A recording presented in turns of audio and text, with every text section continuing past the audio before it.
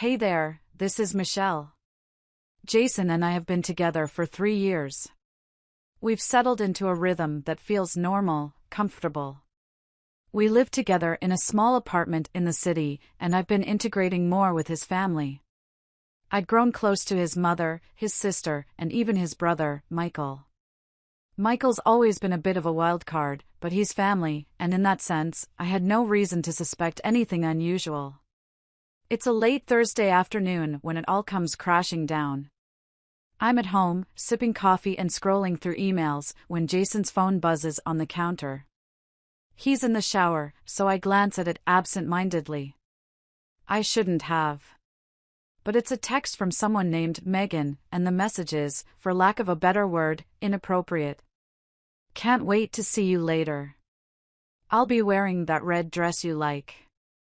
I freeze, my pulse spiking. I don't want to assume anything, but the casual intimacy of the message hits me hard. Jason doesn't talk about any Megan. I shouldn't snoop, but I do. I open the conversation. It's nothing but flirtation. Words that feel too familiar for comfort. I'm trying to convince myself there's some misunderstanding, but as I scroll, I see more of the same. Megan isn't just a friend, this isn't innocent. Jason's phone vibrates again, and I quickly lock it. I don't want him to know I've seen this. It's not about trust, at least not yet. I don't even know what to call it. Then, later that night, the second blow lands. I'm sitting in the living room, and Jason is in the kitchen when I overhear part of a phone call. His voice is low, but I can make out the words. His conversation with Michael, his brother, starts out about work, but quickly turns elsewhere. I'll be there. Just like last time. She won't suspect a thing. The blood drains from my face. It's a flirtation that sounds far too familiar. The tone, the secrecy, it's a setup for something else, and I'm not mistaken. Jason's been hiding something, and it's bigger than I thought. I don't wait to hear more. I march straight to the kitchen and demand answers. Jason, I say, my voice sharp. Who is Megan? And what's going on with you and Michael? He freezes, his back to me. I see him tense, his shoulders stiffen. What are you talking about? His voice lacks the usual confidence. He knows something's up. I repeat my question, but he's not as direct as I'd hoped. He tries to dodge, changing the subject, but I'm not letting it go. Eventually, his defenses crumble.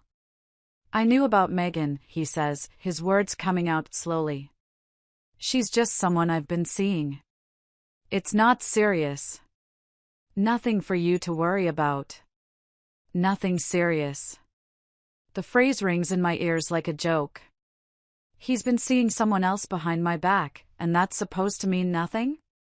But why didn't you tell me? I ask, feeling the sting of betrayal settle in my chest. I didn't think it would matter, Jason admits, almost dismissively. It wasn't anything important. It feels like the ground beneath me has shifted, but the worst part is his attitude. He's not even ashamed. There's no apology, no regret, just indifference.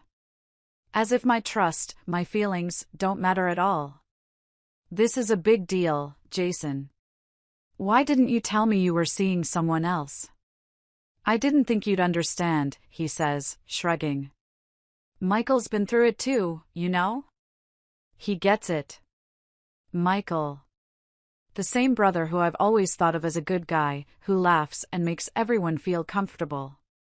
That's the truth Jason's been protecting all along. Michael, too, is tangled in this mess. I shake my head, disgust filling me. So, you both think it's okay? This is normal for you? Jason's silence speaks volumes. He doesn't even try to defend himself, which only confirms what I already suspected. This isn't just a mistake, it's a pattern. I don't know how long I stand there, staring at him, but finally, I find my voice again. I can't do this. I can't be with someone who thinks cheating is okay. Someone who doesn't care enough about me to be honest. Jason looks at me like I'm the one who's crazy. "You're overreacting," he says, waving me off. "It's no big deal. I'll fix it. You'll see." But I can't unhear his words, and I can't unsee what I've seen. The trust is broken, and it's not something I can rebuild. Not with Jason, not with his brother, and certainly not with myself if I stay. I grab my things, my mind set. I'm leaving. I can't be with someone who thinks this is okay. Jason doesn't chase me, doesn't try to stop me. Instead, he watches as I walk out, leaving our relationship behind, realizing I can't stay in a place where loyalty is so easily shattered. Later, as I settle into my own apartment, I wonder if Jason ever really understood what I was asking. Or maybe he just didn't care. Either way, I know I'm done. This time, there's no turning back. I'm sitting on the couch, the weight of what happened still pressing down on me. The apartment feels quieter now, emptier. It should be a relief, being away from the chaos, from Jason's indifference. But the silence is deafening. It's like I've been caught in the aftershock of a bomb, and everything's still rattling around me. I haven't heard from him since I walked out the door. At first, part of me thought he'd come running after me. Maybe beg for forgiveness. Maybe offer some kind of explanation. But nothing. Not a call, not a text. I guess that's the thing about indifference, it's the worst kind of betrayal. It's the opposite of love. Love might break, but indifference? It doesn't even bother to try. I don't know why I'm still surprised. He'd been distancing himself from me for months. The signs were all there, but I'd been blind to them. The way he'd pull away when I tried to talk, the way his conversations with Michael had shifted, the late nights at work that felt like more than just work. I told myself I was overthinking. I told myself it was normal to have space, to give each other room. But it wasn't space he needed. It was someone else. Now, I'm pacing in the living room, trying to keep my mind from spiraling.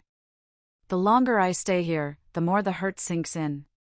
The more his lack of remorse eats at me. He's not even sorry. He didn't apologize for the lies, the secrets, or the betrayal. He didn't even try to fight for us. I grab my phone, my fingers hovering over his name.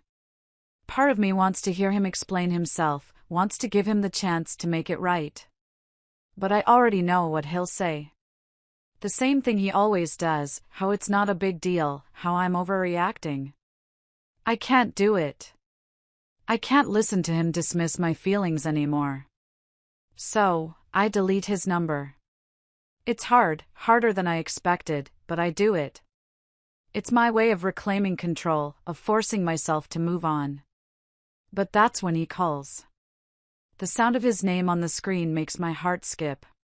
For a moment, I hesitate, my thumb hovering over the green button. I could answer, I could let him talk. I could give him another chance to explain. But then I remember everything. I remember how he wasn't even sorry. How he made excuses, how he didn't care. I swipe left, ignoring the call. He calls again. I ignore it. And again. I don't answer. The third call goes to voicemail. When the beep sounds, I almost want to pick up, but I don't. Instead, I sit there, letting it ring out. It's done. I've made my decision. A few hours pass before I hear from him again. This time, it's a text. "I'm sorry, Michelle. Please talk to me. I'll fix it. We can fix it." I stare at the words, my hand tight around the phone. It's the same thing he always says. He'll fix it. But how? How can he fix something that's already broken beyond repair? How can he fix the way I see him now, the way I see our relationship? I don't respond. I won't. I need space. I need time to think, to breathe. And in that space, I come to a decision. I'm done. I can't be with someone who thinks it's okay to lie, to cheat, to disregard everything we've built. Trust is the foundation of any relationship, and once that's gone, there's nothing left. The next morning, I pack a bag. I don't even know where I'm going at first. I don't have a plan. But I know I can't stay here. I can't stay where everything feels tainted. I head to my sister's apartment. She's always been there for me, and I need her now more than ever. I need a safe space to process, to figure out what comes next. When I get to her place, she doesn't ask questions. She doesn't need to. She just opens the door and pulls me in for a hug. I'm sorry, she says softly. But I'm glad you're here. I nod, too exhausted to say much more. That night, as I lie in the spare room, I realize that the decision I made wasn't just about Jason. It was about me. It was about standing up for myself, for my values. I can't stay in a relationship where I'm constantly questioning what's real, what's true. I can't keep giving my time and energy to someone who doesn't care enough to be honest. I've been living in a lie for too long. But now, I'm free. And even though it hurts, even though the loss stings, I know it's the right choice. It has to be. The hardest part? Letting go of the hope that he'll change. But I can't hold on to hope that's built on lies. Not anymore. And I'm starting to feel like I can breathe again. It's late when I finally decide to tell Elena. It's been weeks since I found out about Jason's betrayal, and I can't keep this secret anymore. It feels like a weight that's been dragging me down, and I need to share it. I need her to know, even if it destroys whatever remains of the fragile connection I had with Jason's family. I meet Elena at a coffee shop, the air thick with the noise of conversations and clinking mugs. She's already sitting at a corner table, her expression unreadable as she sips her drink.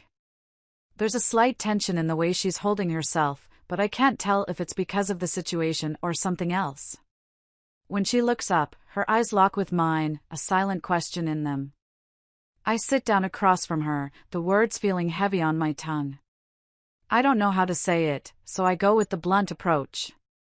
Jason's brother, Michael, is cheating on his wife. Elena doesn't react at first. She doesn't look shocked, doesn't seem angry. Instead, she just stares at me for a moment, the wheels turning behind her eyes. Her lips press together, and I start to feel a little more vulnerable, like maybe I've miscalculated, like maybe she already knew and I'm the last one to figure it out. I watch her carefully. She doesn't deny it. Instead, she takes another sip of her coffee and sets the cup down with a deliberate calmness. I know. The words hit me harder than I expect, and my heart skips a beat. My mind races, trying to catch up with what she's saying. I'm not sure if she's messing with me or if she's just tired of pretending. You knew? I ask, my voice barely above a whisper. She nods, but her face is stoic, like she's already made peace with it. I've known for a while. I blink at her, confusion twisting my insides. Why didn't you say anything? She leans forward, her eyes narrowing just slightly. What would saying something do? Michael's not going to stop. He's always done this, always gotten away with it. And I've had to live with that for years. But I've been getting ready to leave him. I've been collecting everything I need for a divorce. The words don't settle in my stomach right away. They rattle around, too big, too heavy to digest. It feels like I've been punched in the gut, but I can't figure out where the blow actually landed. You're leaving him? I ask, more to myself than to her. I'm planning to, she says quietly. I don't want to, but I can't live like this anymore. I can't pretend. I've been collecting proof for months now, texts, emails, everything I need. The moment he crosses a line with the kids, I'm done. I can't help the surge of admiration that rises in me for Elena. She's been holding it together this whole time, dealing with Michael's lies and betrayal, and yet here she is, still standing, still planning her escape. It's brave. It's painful, but it's brave. I'm so sorry, Elena, I whisper. I had no idea. She looks at me, and for the first time, I see a flicker of something, relief, maybe, or the weight of a burden finally being shared. Don't apologize, she says, her voice firm but gentle. You didn't know. And honestly? It's better you didn't. You don't need to carry that burden. But now you know. And I appreciate you telling me. I didn't want to be the last to know. I sit back, taking in the way she's handling this. She's strong in a way I hadn't realized before. And yet, there's this quiet sadness that lingers in her eyes, one I can't quite place. I thought Jason didn't know, I say, my voice trembling slightly. But he did, didn't he? Elena looks at me for a long moment before nodding. He's known for a while. Jason and Michael have been covering it up for years. It's like this unspoken rule in the family. No one talks about it. No one holds him accountable. I shake my head in disbelief. That's insane. How can they let him do this? How can they protect him when he's destroying his marriage? Elena's voice softens, a resigned edge creeping in. Because it's easier. Because no one wants to deal with the mess it would cause if the truth came out. But trust me, Michelle, Michael's not the only one who's been keeping secrets. The words hang in the air between us, and I feel a chill run through me. Elena leans back, taking a deep breath, and I realize the depth of the web we've all been tangled in. This isn't just about Michael. It's about a family that's too afraid to confront their own issues, too afraid to break free from the cycle of dishonesty. I don't know what to do, I admit, the helplessness creeping in. Elena's eyes soften. You've already done enough. You told me the truth. And now, you don't have to carry the weight of their lies anymore. But there's something else Elena doesn't say, something I see in her eyes as she watches me. Something darker. She's not just planning a divorce. She's already bracing for the fallout.